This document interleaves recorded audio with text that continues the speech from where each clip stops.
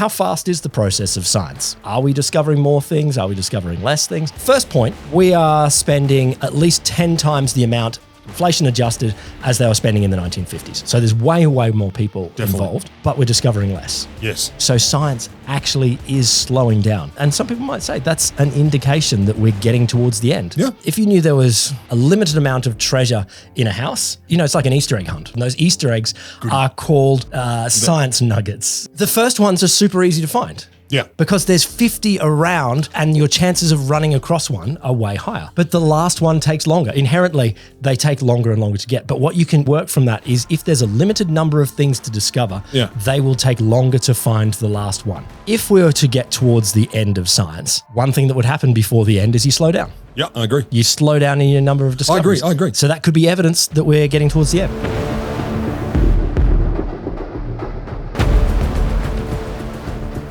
So there's a story that's been around for probably, it seems like about 150 years. In the mid to late 1800s, allegedly the head of the US Patent Office quit his job and recommended that the office be shut down because there's basically nothing left to invent. Nothing left. 1850. Literally. Yeah. We got trains. Yeah. What more could we want? Well, the latest quote I saw, they said, maybe it was 1899, but it's always between 1850 and 1899. He said, fuck it, there's nothing left. No point inventing, no point having patent offices.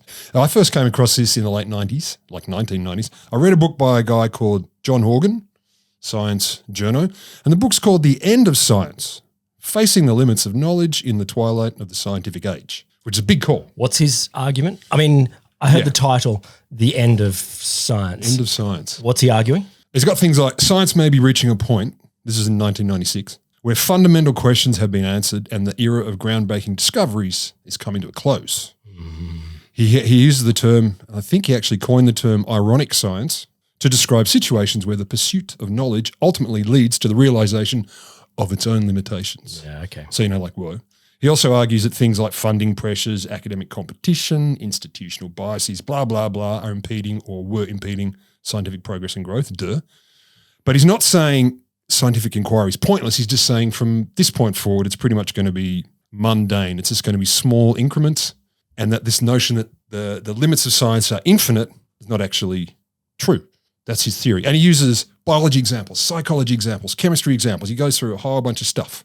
And I read it and thought, I don't buy it, buddy. I was a fledgling PhD student and I was like, I'm fucking smart. And then it was presented in a seminar by another student and a whole bunch of the more hippie end of our group. They just sat there going, whoa, he's right. It's all over. Are we done with science? Is it all over? Well, that's the question we're going to ask today.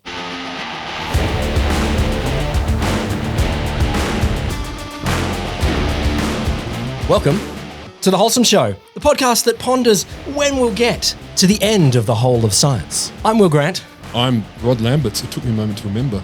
Yeah, I'm already blown away. I'm already blown away by this. So today we're exploring this concept. When will we ever get to the end of science? Or have we? Or have we already? Can we and do we know it all?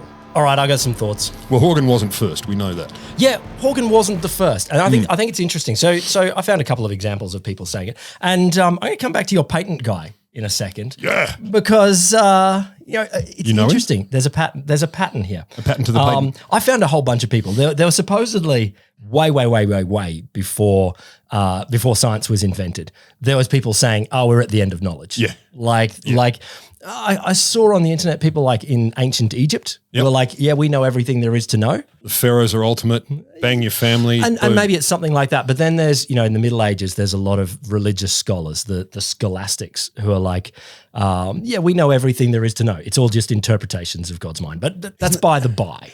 I think that's knowledge by the by. is the interpretation. Once we've developed modern science where people are going, no, you go out and test stuff and you go and look at the universe and you go, all right, we'll keep looking at the universe. We'll find some new stuff. Then it becomes interesting. If someone says, okay, now we've got all the knowledge. Found it. Because I went looking and there's nothing left to look for. So you said there was the patent guy in 1850. Supposedly. There's a couple of patent guys. The first one I found was a physics professor in Munich, Philip von Jolling. Von Jolling? He was a good physicist. He was the one that measured the acceleration due to gravity precisely. So he did a lot of jumping off buildings and screaming with a Or stopwatch. It's stopwatch work, advanced stopwatch work. But in 1878, he said to Max Planck, "Oh, look, don't bother going into physics. Go do something else because we've already discovered everything. Everything else is just a few unimportant holes." So if Planck had listened, Germany would have no institutes for anything.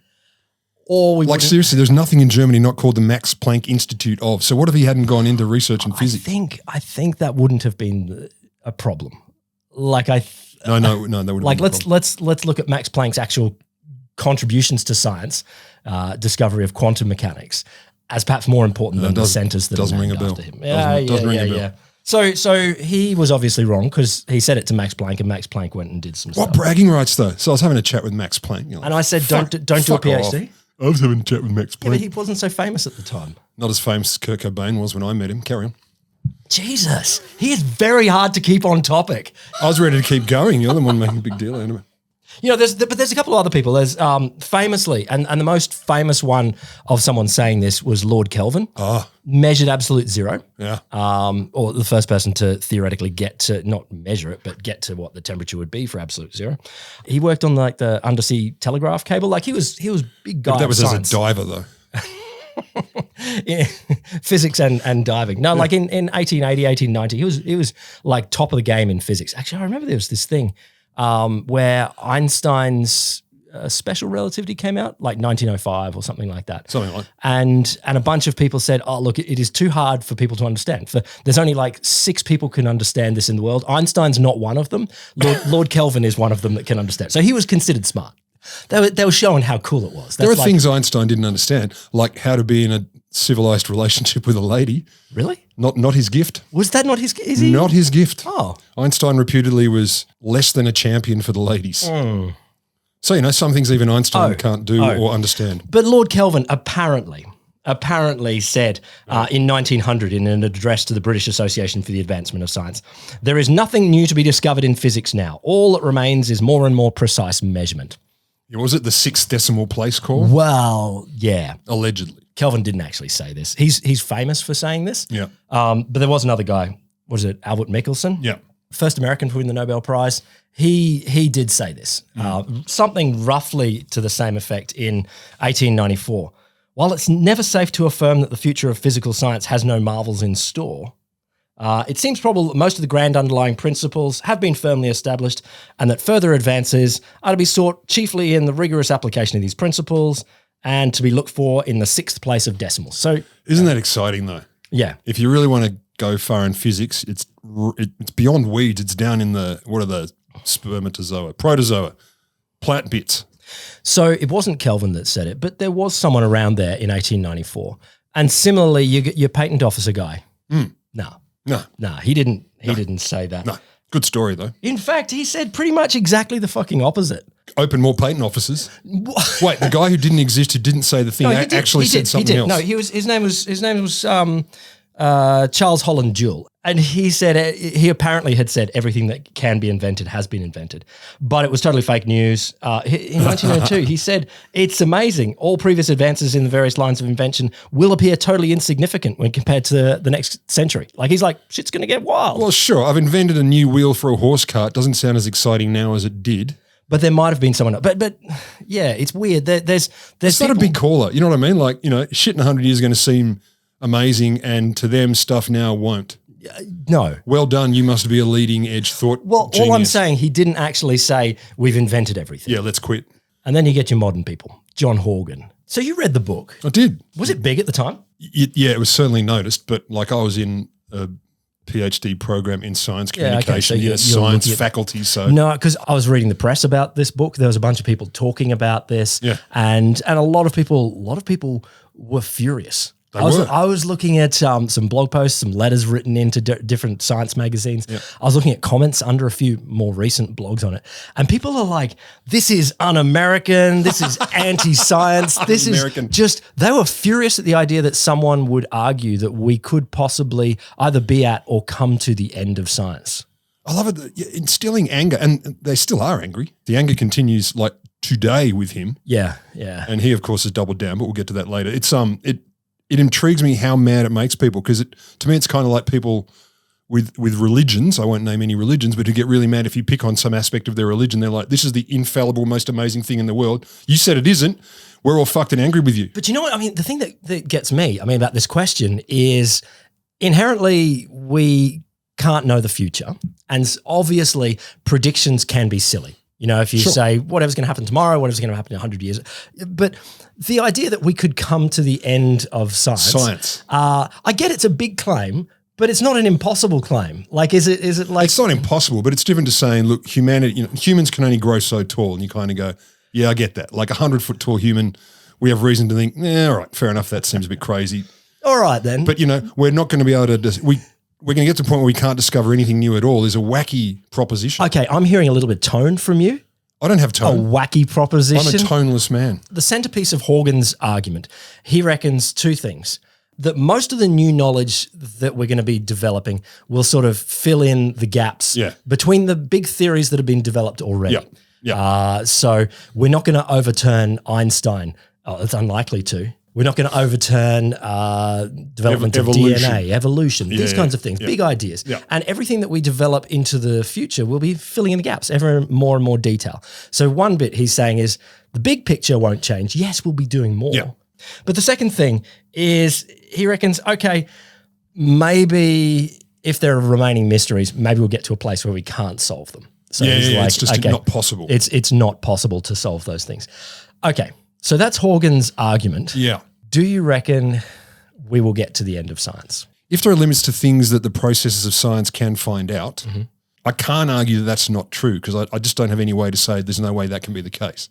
And I'm reminded of What do you mean? Give me an example. Oh, like there are things about, meanings of life, and people talk about that, all the more esoteric stuff. And they say, well, science can't tell you. They can tell you what something is, but not what it means. Yeah, sure. That's not science's job. But also, but if you're thinking about, like, I'm thinking of Richard Dawkins, and he's quoted as saying, if there is a better way to find things out than science would have found it. Okay, fine.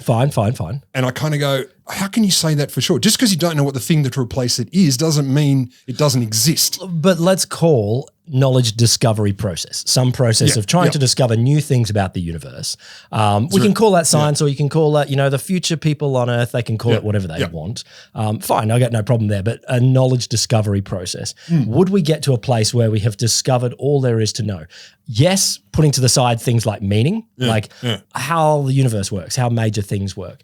Can't we get to a place where potentially I don't think we could say that with confidence because I think of things like, people used to small animal creatures that exist only in microscopes were thought not to, they weren't even a thing, then they were looked at and they were found. But more to the point, you got a molecule, you got an atom, and people go, well, the atom is the smallest unit of nature now. And you're like, oh, no, it's not. There's something smaller. People go, cool. Electron, smallest thing. Proton, smallest thing we got. Oh, hang on. There's something smaller. So the idea that we've updated a few times over the last 180 years means we will keep updating for the next 180,000 years. I'm not saying it means we will. I'm saying I don't think we can be confident that we won't. I think we're going to come to a bit of a debate here because I actually, in looking at some of these things, I think there's a bit of an argument that maybe we might be coming to the end of science. Or at least we're pointing in that direction. So one thing, and this is a great study that came out in Nature last year. They tried to look at, how fast is the process of science? Are we discovering more things? Are we discovering less things? Yeah. They analysed, they said something like 45 million scientific papers, 3.9 million patents. First point, we are spending, just in America, at least 10 times the amount inflation adjusted as they were spending in the 1950s. Yeah. So we are spending way, way more. And I would say you compare the number of scientists around the world with the time when Einstein was working or when Newton was working or any of these other luminaries is orders of magnitude more. So there's way, way more people involved. But we're discovering less. Yes. Like we are absolutely, there are fewer disruptive, big change discoveries every single year as we go. So science actually is slowing down. Whether we're getting to the end, it's slowing down. And some people might say that's an indication that we're getting towards the end. Yeah. Like when you run out of big things to discover, you get the... Not when you run out of them, when you haven't discovered any. That's the thing. I'm just like, I don't know that we've run out of them. Yeah, okay. Well, here's the thing. If you knew there was a limited amount of treasure in a house and, it's like an Easter egg hunt. Is it this house? Yes, I've hidden some Easter eggs in the house, and those Easter eggs are called science. Science nuggets. Can they be like Violet Crumble or something? Einstein poo. Like these, I've hidden them. So the first ones are super easy to find. Yeah. Like, there's 50 because there's 50 around and your chances of running across one are way higher.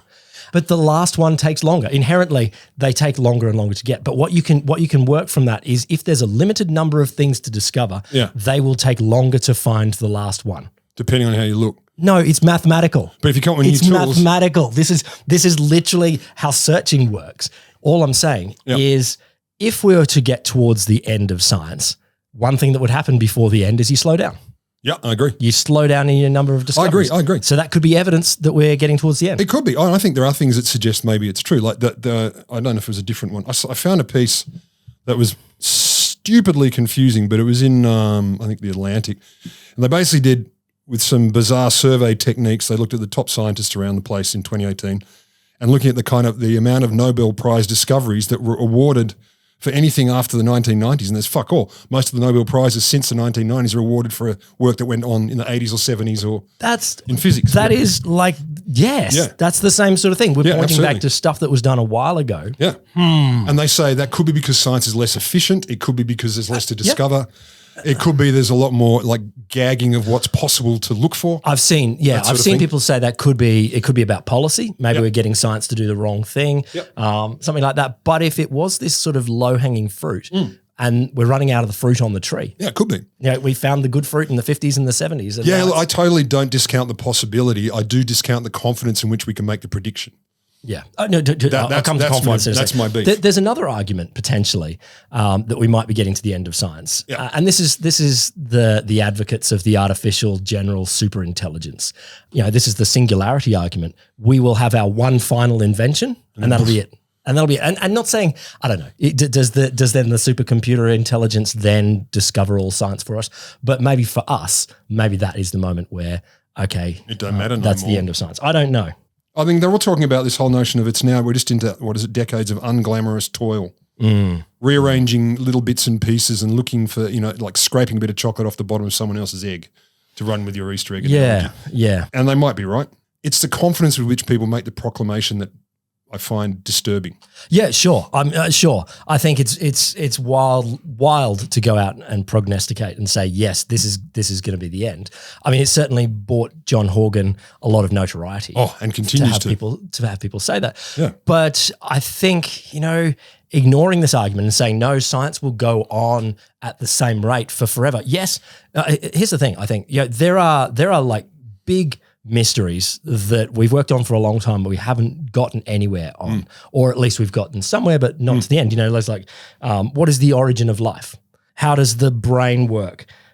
Do we have a unified theory of everything in physics? Why do we have a universe? Why is there something rather than nothing? Yeah. Is everything in life predetermined or not? Maybe science can answer those, maybe they can't, but we don't have unlimited big questions left to solve. If we solve some of those questions in the next 50 years, we work out why we have a universe, we work out the origin of life, we work out how consciousness works. Do we come up with better questions than those afterwards? I mean, I totally think the universe is vast and, what's the color of sand on Xantar Z or some planet out there? But that's not something that matters. That's not a big discovery. It's just another version of a similar thing. I don't know. Yeah. I don't know. I don't think we're at the end process at all, but I do think it's not illegitimate to say we're somewhere getting there. We're somewhere getting there. Some people, when they argue this, they say we're pretty much done. They talk about big discoveries. Yeah. Einstein, force equations, blah, blah, blah, stuff like that. Others say, they commentators say, well, you're blurring the difference between, if you say it's still going, you're blurring the difference between technology and science. So the iPhone or the touch phone, when that first appeared, is astounding. I think John Horgan has said, sure, there'll be better touch iPhones into the future. But we're not finding new science for that. But you get people saying science isn't over. Look, we didn't have this 10 years ago, or whatever it is. Yep. And that's people, and the argument is they're blurring tech with science or big discoveries with new invention and saying these aren't the same things. And I think it's fair to argue that. But people do blur them together all the time. Engineering and science and technology blurring with science. But you know what's weird about that as well, though? I mean, it's not like we're not slowing down on iPhone developments. And I'm not saying the iPhone or the smartphone in general is a be-all and end-all of Pinnacle of human tech development. development. No, not at all. Not at all. But, it is possible for us to imagine forms of technological device in science fiction that are vastly more advanced than we've got. Yeah. But we don't seem to be geometrically making the iPhone better. It's not like the gap between the iPhone 15 and 14 was bigger than the gap between 13 and 12. No. It's smaller. Yeah. Like we are slowing down in some forms of tech development, which suggests in the scale of cramming computer chips into your pocket, like we're doing very well, but it's not like we're going to get a billion times better in the next while. So unless there's a mega shift in what constitutes a computer, the basis of it, but if it's still on, off, and or bits being moved around, normal bits or qubits, arguably it's still the same tech, it's just fancier. So that's why I think when people say, we've reached the end of science or we haven't, I'm thinking, well, a big discovery, what fundamentally change our ideas of what the world is. And if we don't have that, then it's not a big new discovery, maybe. Sure. Okay. So you're saying that we'll absolutely have working scientists who are doing discovery about understanding what the world is, but in their particular patch, in their niche area, but changing radically what the world is. Yeah, making us go, shit, I was totally wrong about when I touch something, the static forces, whatever the hell they're called, between two solids. It's not that at all. There is a chunk here. There is a chunk in which, there's a little bit of physicists going, okay, we're the main science. And, we've got the four forces and we've linked up a couple of them. Plus love. Plus love. And as soon as we can link up all four, then we tap out, we're done, we win. Got it. Universe solved. We were the scientists that won science. And you biologists, you're just working out the details. Like it's all just messy after physics. And so there's a little bit of arrogance there. Yeah, there is for sure. Physicists are pretty confident that when they've got it sorted, then science is done. But even within any particular field, particularly a discovery field as opposed to a generative field, like a generative field like technology, put that to the side. But like a discovery field of working out what's going on in the universe or the world around us, isn't there a limit? But also, I reckon it bangs up against understanding versus knowledge as well. Debates about this stuff get into this where you could say, look, I can recite a bunch of facts about the nature of matter as we understand it so far, or as we can describe it so far. Yeah. But does that mean I actually get it? And I was thinking of this because just plugging our own university. So ANU astronomers found the fastest growing black hole ever recorded. Yep. And they say this is the most luminous known object in the universe. And I'm like, that's cool. That's cool. Fucking cool. It's 500 trillion times brighter than our sun. Well, that's bright. It's fucking amazing.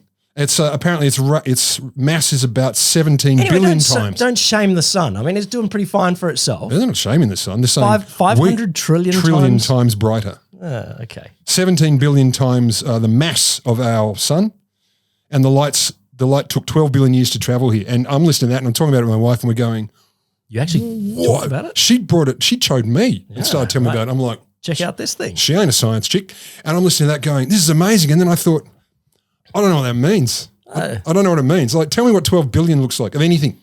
This is where I think when we get into the philosophy of it all, I'm like, okay, these guys have just done something. They found something astounding, like fucking astounding. What does it mean? Sorry. What do these numbers mean? It doesn't mean anything, really. So maybe part of the gig is, science. I don't know. I'm just wrestling with this idea of how do I actually make sense of those numbers? But the discovery of the first black hole is vastly more important than the discovery of I think we're up to 1 million black holes. Like, okay, we found the biggest one. Yeah, I agree. But I'm not saying this is evidence that science therefore if you found like the biggest elephant and it was literally 10 times as big as another elephant, like it was. I think that would be cool. But is that new science? It might be. I found a bigger one. You're a genius. I found a bigger one. You're a genius.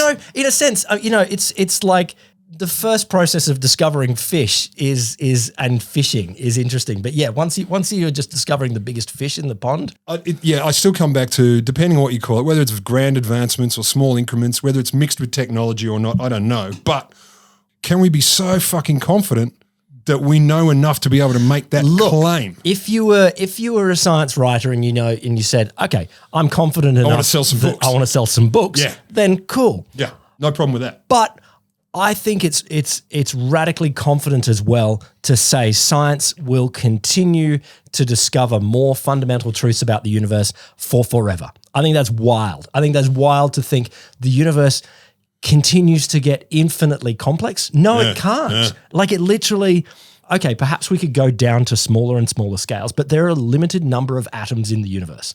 And there's fewer that we'll see with every passing second.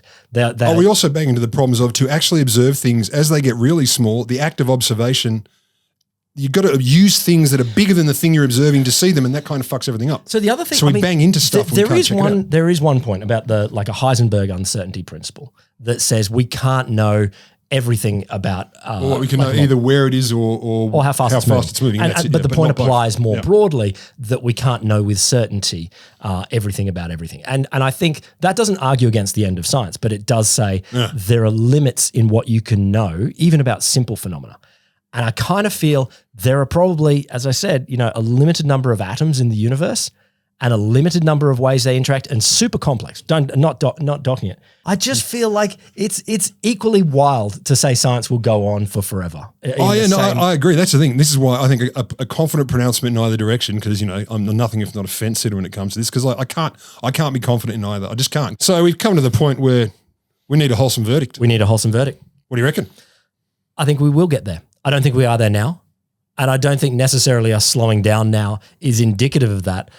But I have this gut feel that science can do it. Like we can get there. Like science is a race, and we've got to slam into the wall at the end of knowing everything. Leave it all in the court. One day, science will do it. I think one day science will go, we were pretty good, but now we've got to swap to something that will find out even more. Super science. Super science with steroids and very large pectorals. Science with tits. There you go, listener. What are we talking about next week? How high should a person's tolerance for ambiguity be? Because can you ever be too flexible? I mean, you can be too limited, but can you be too tolerant of not knowing stuff and being comfortable with things being squishy and unclear? How do we measure that? That's wild. Psychology. Really? Is there like a person who was the coper with the most ambiguity? When I was in my final year in psych, like a graduate year in psych, I participated as a participant in a participatory experiment. And one of the things we had to fill in was tolerance for ambiguity. And they did the debrief with me and they went, yours is really high. Like, you're off the charts, man. We've never had one so high. And you're being off the charts for not on charts. Is that good? And they said, oh no, it's just, we don't normally see those numbers. And I thought, I'm proud because I seem to have a lot of it, but I do wonder, because a tolerance for ambiguity can be really quite useful. All right, that's interesting. All right, I got a possible. Yeah. I told you a while ago about the Spanish flu.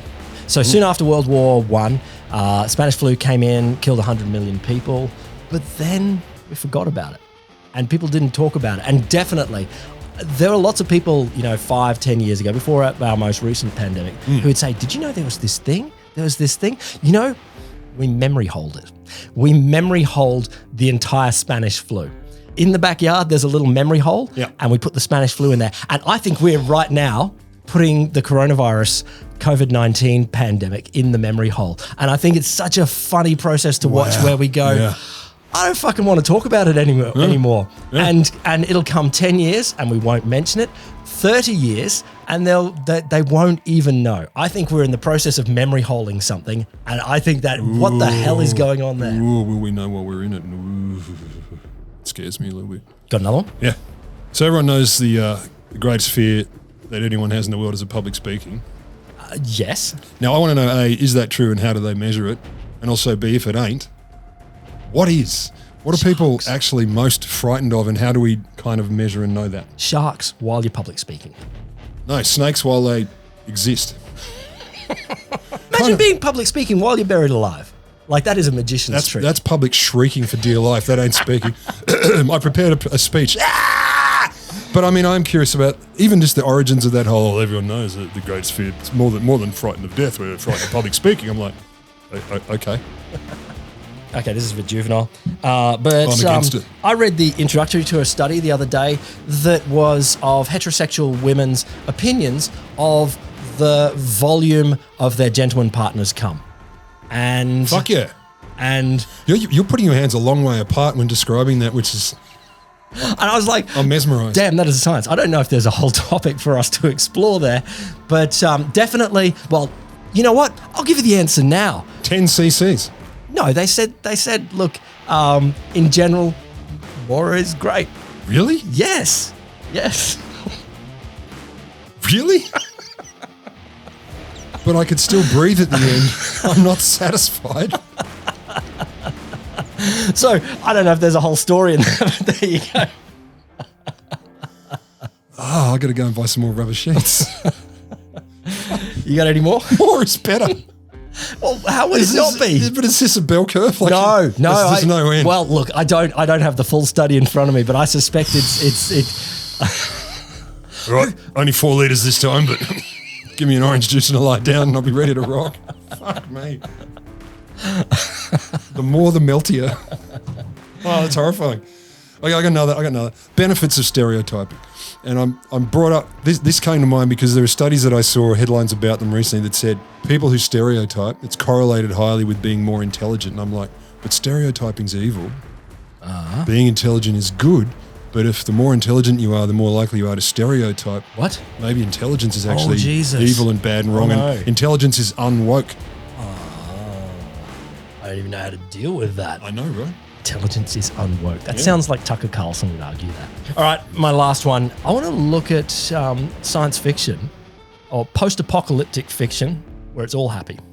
I want a list of utopian futures. Not utopian. I want post-apocalyptic, like post-climate. I want to see if people are making it happy because I reckon there might be some happy bits out there. Kids' books. Listener, here's the key thing. We want your suggestions. We want your questions. We want your ideas for topics. Send them in to cheers@wholesomeshow.com on the email. Chuck it in a comment there on YouTube. But absolutely, if you've got questions about big ideas, then we'll spread those big ideas wide open for you. And remember to include bank account details and PINs. Don't do that. Don't do that. Just a couple of shout outs, actually, to a couple of listeners. I just wanted to say thank you to James Wybrow, who wants more singing. Yes, maybe at some point. And Adam Rope 7123, if that is your real name. I'm not going to work on my West Country accent because it's flawless. I have attained perfection there. Love her. That's very good. Those bain't be sheep. But I did like, well, speaking of sheep, I did like that you all seem to believe that the reason the sheep went mad in England was thick darkness. Thick darkness. So what are we doing next week then? Not telling you. Well, I'll tell them then. Fucking secret. There's a few things we're going to do here for you, listener. I think we need to know more about the fears that we all have, how common they all are. But we also need to know about collective forgetting when we decide to memory hole the giant bits. But also, most importantly, we need to know why and how and when we do research on women's opinions of volumes of cum. Finally, an episode I can get on board with. We'll come back to you with them.